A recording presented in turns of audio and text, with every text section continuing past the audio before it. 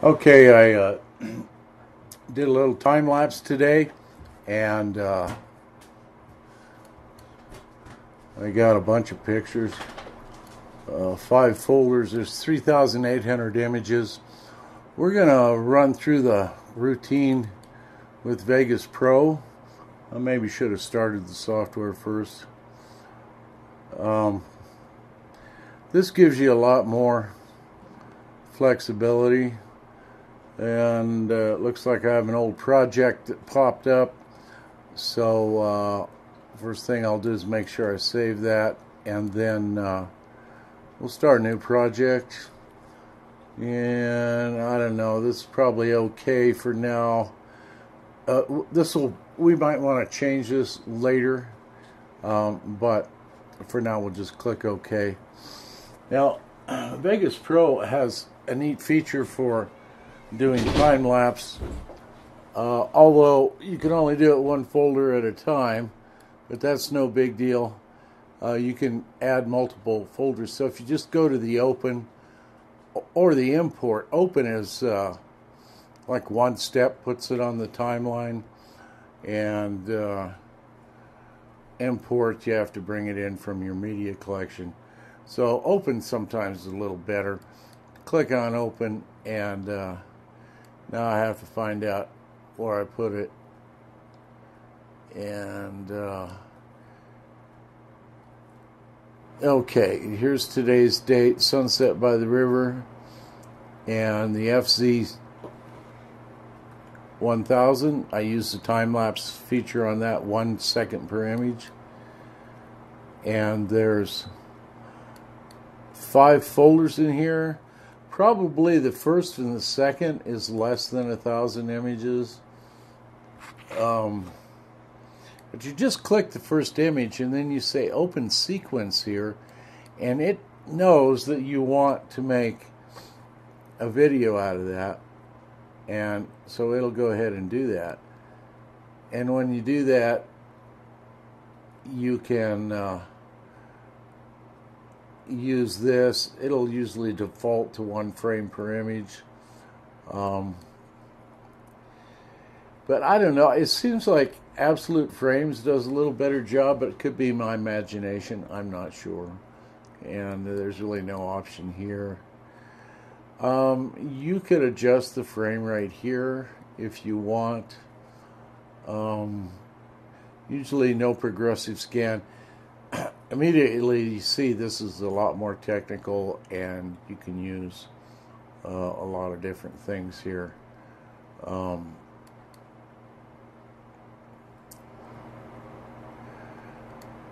We probably, well, we do have a alpha channel in these, but I usually just put this as none. You can still do overlays in the video, so I just leave that as none. And this isn't stereoscopic or anything. So, you know, you can do a lot of different things here, but the defaults work pretty well. So I click OK, and it drops this in, and I now have a video I can play. Now, I don't particularly like this format because I've got the black bands on the top. So if I go up here, I might be able to do something with this.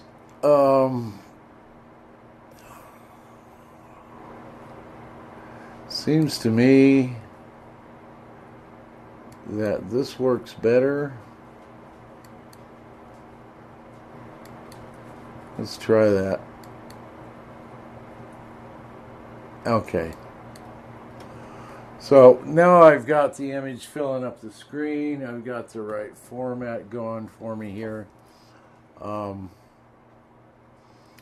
Not too bad.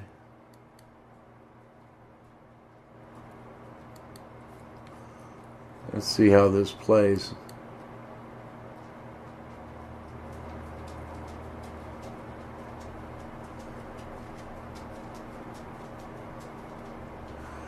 Again, it's a little tricky because it's just a preview. It's not a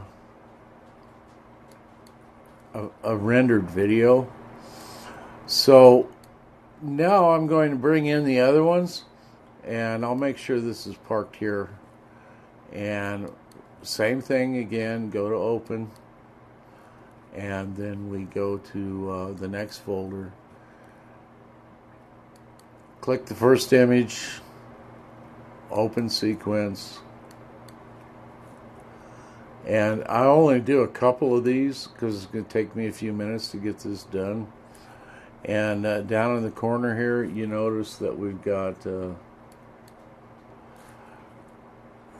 this video proxy being built. I don't know why I built this one so fast. Maybe because it doesn't have as many images. So this takes a little time. I'll stop the video now. Immediately you can see there's a lot more precision to the timeline compared to Windows Movie Maker. But this is about $400 software. So Corel Video is very similar and can do almost anything this one can. And it's a quarter to a third the price. So I'm going to stop the screen capture right here and stop the audio. Try to keep these synchronized a little bit, and I'll get back to you once I get all 5 of these lined up, and then we'll try to do a pan zoom. Okay, we got all the folders in here, and so we have 5 clips now. This is the timeline down here. We got a preview. If I want to add more tracks for overlays and whatnot, I can move this up or down. Now, one thing I've noticed when you mix high definition with 4K in a project, sometimes the software hangs up. So I try to just do a minimal amount of stuff in the 4K environment, 3840 by 2160. This is exactly 2 times the width and 2 times the height of high definition. So we've got 4 times the area. Okay, so that means I can cut out, I can zoom in to just a quarter of this, and I still haven't lost any pixels when I downsample it to regular high definition. That's really nice. So normally I will take this and merge it all together, but since these images are actually 5,500 and something wide, there may be an advantage to be doing the pan zoom now, but I don't know if the software will choke up on it, particularly with a second fairly intensive program running, and that's the screen capture that's capturing what we're doing here. But without giving you a complete tutorial on Sony Vegas Pro, there's a lot of those online if you're thinking about getting it, or you got it and you're trying to figure out how to use it. This little button here lets you do a pan zoom. First of all, I'm going to bring my cursor over here, and I can force it to the beginning like that, and then I click on that, and this shows up, and I have really good control over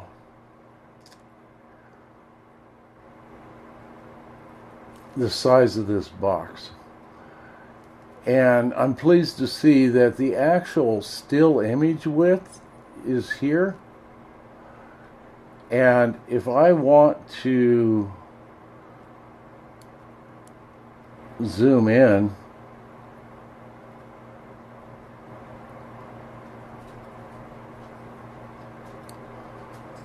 You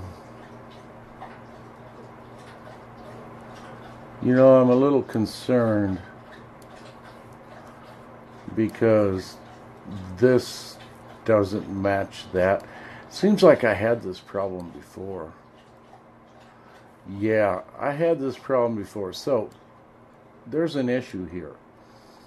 So we really can't do this, it looks like.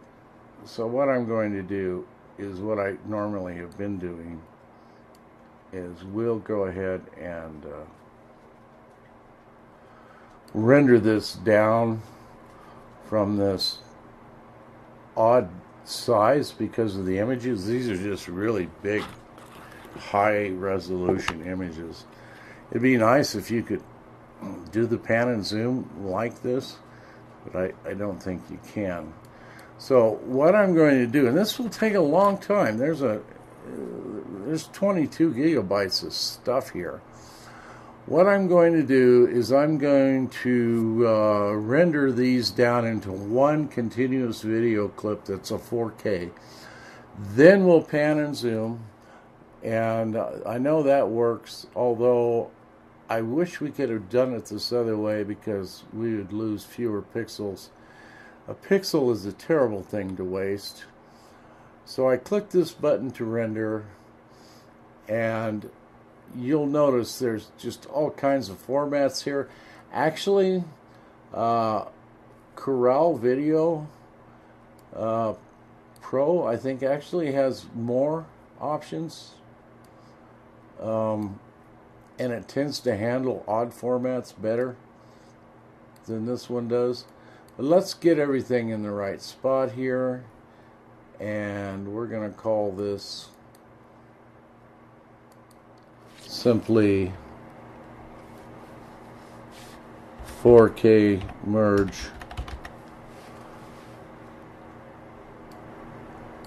And if I was to render now, I would just get high definition. I want it to be 4K. So I'm going to come down here, and I don't like the way they list these. They say it's this extension or that extension. I want this to be an MP4, and just through experimentation I found out that this one here is the MXF, and this one is actually MP4 with a fairly high bit rate. This would be awful to upload. But if I want to do more processing, this is a better quality movie, and it's MP4. So I could, if I wanted to do something Corel Video, it's got, I think, better control over speed. I could use that over there in that other software. So I'm going to click this one, and you know, the other thing, and I forgot to do it, is in Sony Vegas Pro, it's good to do things in a loop region. That way I'm sure to get everything in here in the final movie. I mean, if I wanted to, I could just render up a bunch of little clips, but I'm not going to do that. So I have to go back and do this over. Hopefully I won't forget anything. It doesn't always remember stuff. So we're going to put it here. Sorry, sometimes I forget the workflow. 4K merge, save. We want to get the rights. We want to make a 4K movie, a true 4K and not a fat 4K. The fat 4K is maybe useful if you can do a little stabilization. Okay, so render loop region only. I think we're good to go. So if I click on this, it will take a long time to do this. Probably maybe a half an hour or something like that. It's still adding up here. So we'll go ahead and stop the screen capture and my audio recorder, and we'll pick up where we left off. After this task is done, we will go find that movie, bring it in, do a pan and zoom on it, re-render it down to high definition, and maybe apply some other effects, brightness, contrast, saturation. There's things we could do. Better on the resample, I think. At least it's quicker. So see, already we're up to 6 minutes or so it's going to take. So let's go ahead and let that happen, and I might go fix a snack, and we'll get back to you. I'm kind of hoping I can maybe get this uploaded and posted tonight, but probably not.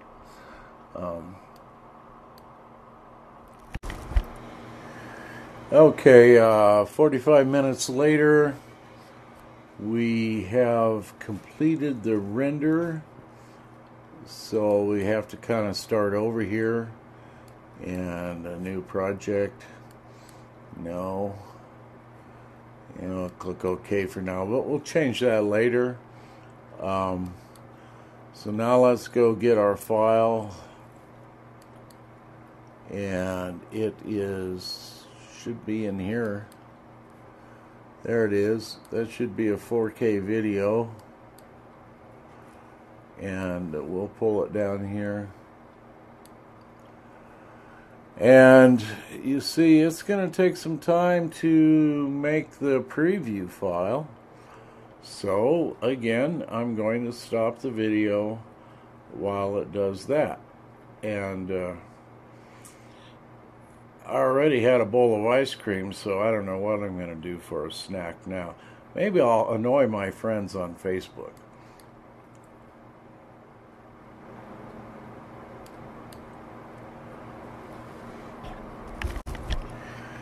Oh, I forgot to do something. It's still pre-rendering. I don't think this will matter, but I want this project to be a 4K project. I don't know if it, honestly, I don't know if it makes any difference. But I'd hate to miss out on the chance to use all these pixels I've got. So let's do that.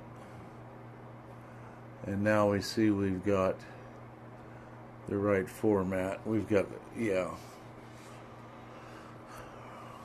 32-bit color and 4K canvas. So yeah, I'll go ahead and pause this again.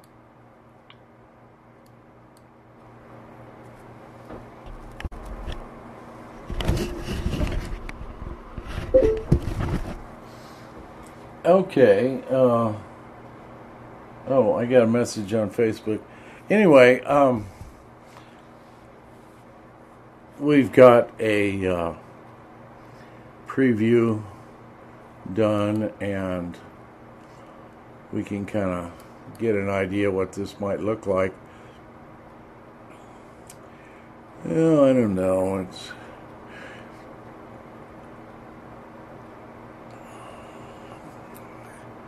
the camera is adjusting the exposure as this goes on, and it looks like the autofocus in the cold weather is having a little trouble now and then.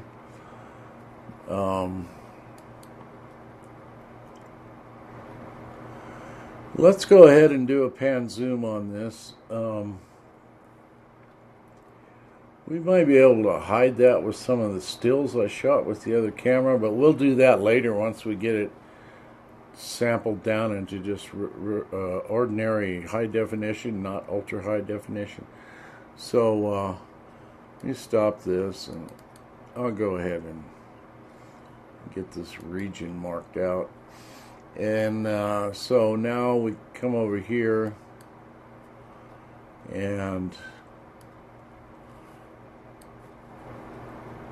I want to start this here, and I'm trying to decide what might look nice. We can still crunch it down a lot. When this gets to less than 1920, we're starting to lose resolution. When this downsamples, the best you'll ever have is 1920. But if you get below 1920 on your zoom, then you're starting to possibly have pixelation issues. Well, you will. You might not notice them until you're down. So you probably wouldn't notice it there. But, you know, somewhere in here looks nice. And maybe we'll set it right there. Do we want to be perfectly centered? I don't know.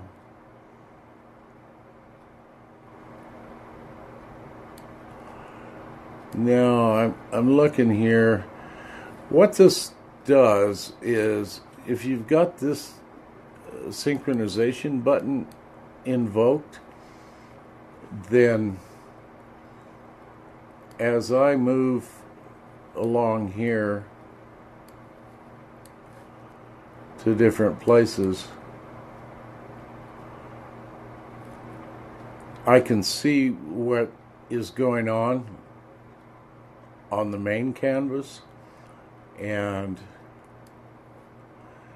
it will insert a keyframe and interpolate in between, so it'll gradually change the size over time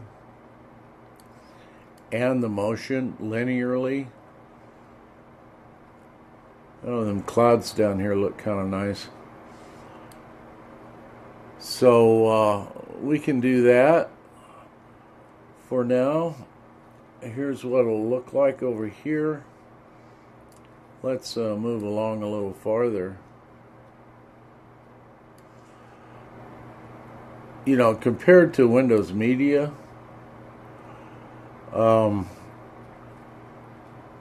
you have a tremendous amount of control over what you do here. I think we want to catch this little bit of fire in the corner at some point. This is kind of interesting up here. We could just blow the whole thing up a little bit for interest. Oh.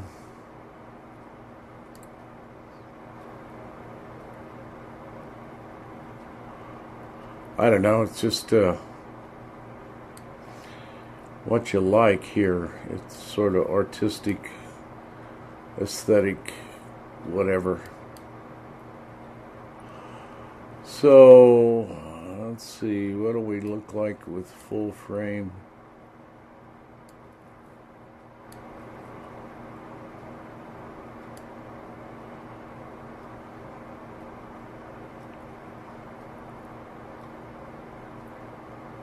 Okay, I'm still above 1920. Maybe get a little bit of a view of what's these clouds boiling over the mountains might be kind of nice. We might want to adjust the brightness contrast later. I should have probably set it up to manual exposure and started out that way and let it basically show it naturally getting darker, but we can maybe cheat a little bit with some post-processing. Okay, here we're losing the sun some. Oh, I don't want to rotate. I should have locked that.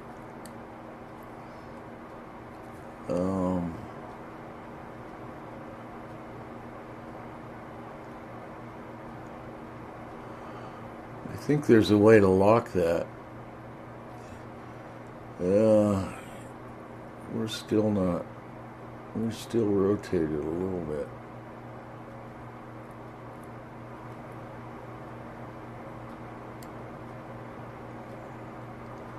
There, I think I fixed that.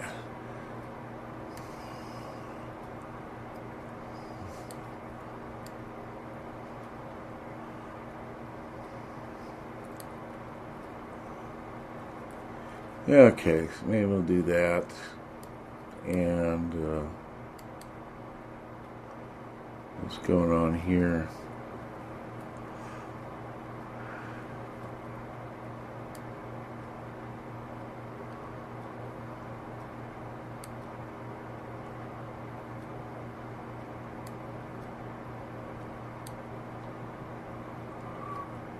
Okay, and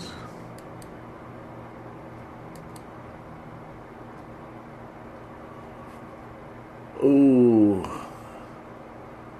I really like the larger view here.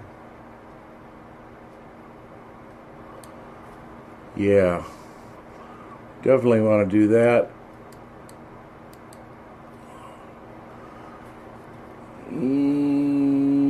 Yeah, gosh, it all looks so pretty. I don't know what to do. We might want to tighten up onto this at this point. Yeah, let's go with that. And let me slide this over a little bit. And let's move along a little bit here. Kind of got the same thing going on, but let's open it up again. That's really pretty. You know, this is so nice. I think whatever you do right in here is not gonna, no matter what you do, it's going to look good. This is kind of boring down in here. I think the big view here is okay. I think we'll leave that.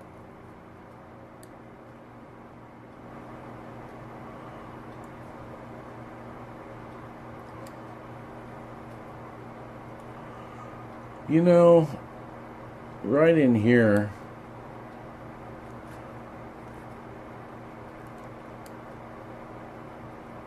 it may be nice to pull into the right a little bit. And here,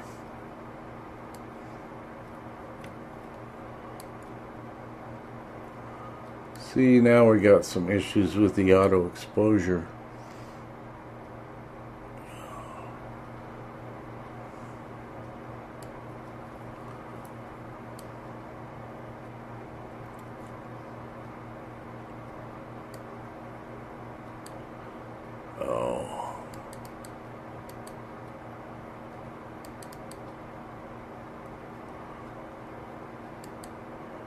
Where were we?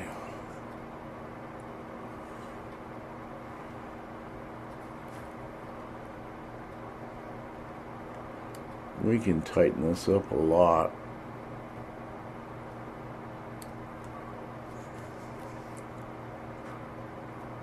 That may help with this.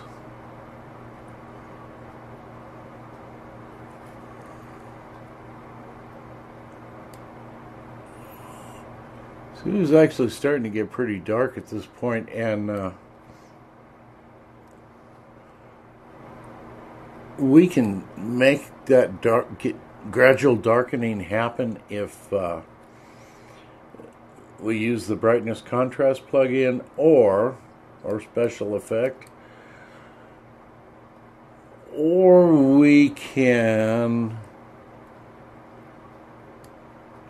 use the composite envelope and increase the transparency to a black background, which sometimes works really nice. But we'll do that later. I kind of like this full view here.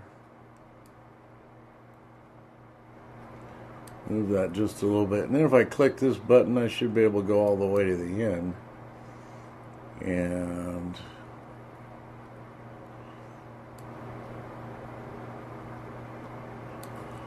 we'll move it a little bit. Well, maybe.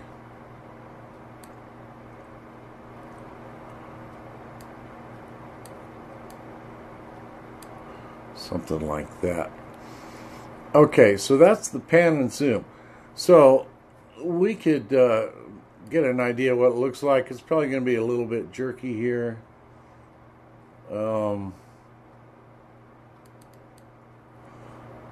need to get the cursor in the right place.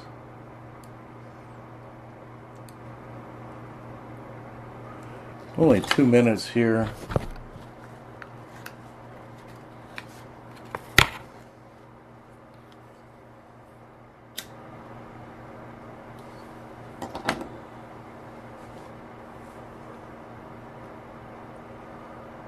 Okay, that's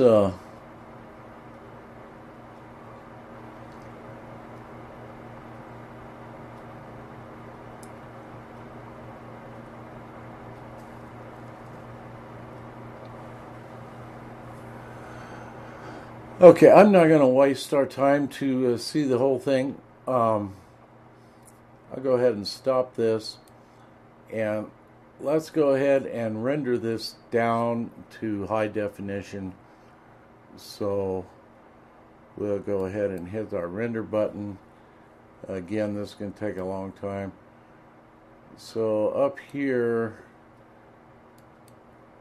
in this kind of, this is a good one for putting it on YouTube. That's what I do with most of my stuff. And that seems to be the right folder. So I'll give it some name so it makes some sense to me later. And I'll say 1080p, which is regular high definition PZ.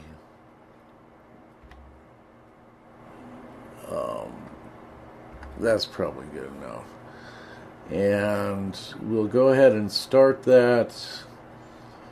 I got my loop region marked off, so this ought to be okay. Render. So this is going to take a while, so I'm going to sign off so you don't have to suffer through this. Although you could go have a bowl of ice cream. I already had my ice cream. So let's shut this off. And we'll come back and maybe do something about the brightness contrast. And re-render that. And maybe throw some music and stuff in here. Maybe slip a few stills in here and there. I don't know, sometimes that breaks it up too much, but we'll do some more. I don't know how long this thing is getting to be. I'll have to stop it and see. So see you in a few minutes.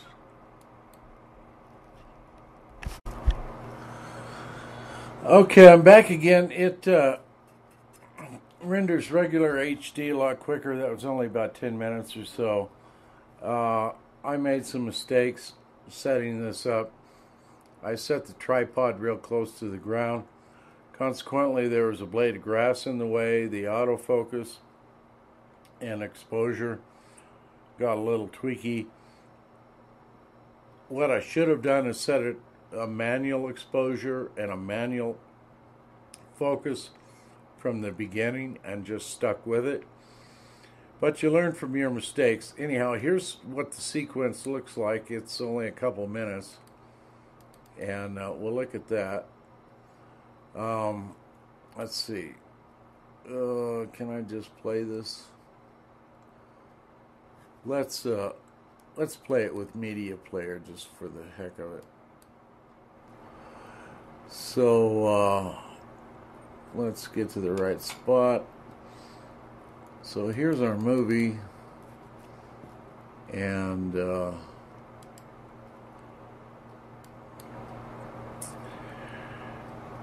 that blade of grass right here really created some havoc on the autofocus, and I didn't think about really I should be setting this all at the beginning, and what happens with the light is what happens with the light, and that would be more realistic anyway. So I don't know if it's worth doing much more with this. It's got some real problems. It was so windy, I didn't want the tripod to blow over, and I didn't think about having this kind of problem. But you learn from your mistakes. Nonetheless, having a little more control over the editing process really improves the quality of the results. And here there's issues with the auto exposure. It's getting pretty dark, and near the end you'll notice everything seems to speed up, and that's because the camera has decided that it can't take a picture in a second. And so I was just counting as I watched the screen flash near the end, and it was running 3 seconds. See, it's taking a picture every 3 seconds here, and so it sped things up.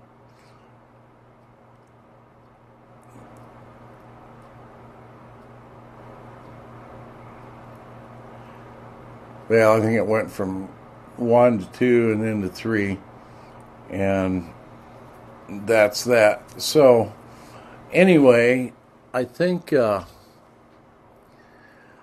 we got enough video here so you can get some feel for what a better editor does, and I think we'll just call it quits on this one. It's too bad, but I'll know better next time. That's part of doing this stuff. You learn from your mistakes.